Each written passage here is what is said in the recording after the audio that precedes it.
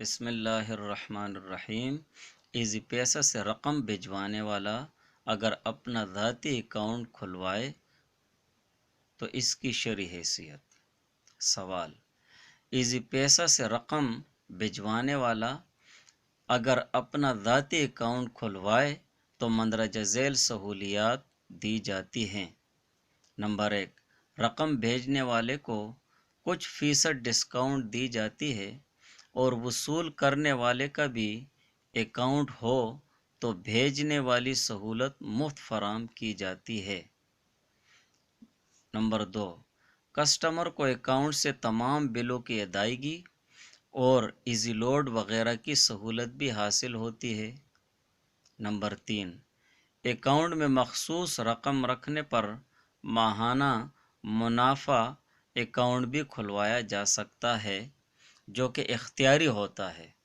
اوپر والی سہولیات حاصل کرنے کے لیے اکاؤنٹ مفت کھولا جاتا ہے۔ اب سوال یہ ہے کہ ان میں سے کون سی صورت جائز ہے اور کون سی صورت ناجائز ہے؟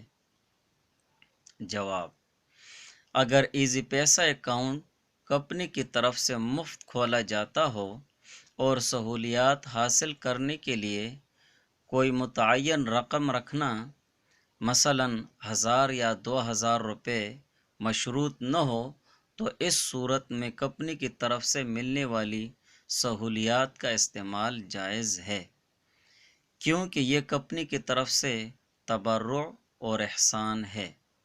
اور اگر مذکورہ سہولیات حاصل کرنے کے لیے کوئی متعین رقم رکھنا، مثلاً 1000 روپیہ مشروط ہو، تو اس صورت میں فری منٹس، میسج، مفت رقم بھجوانے کی سہولیات وغیرہ حاصل کرنا جائز نہیں، کیونکہ اکاؤنٹ میں جمع شدہ رقم کی حیثیت قرض کی ہے اور اس پر ملنے والی سہولیات اسی قرض پر مشروط ہیں، اور قرض پر مشروط نفع لینا جائز نہیں۔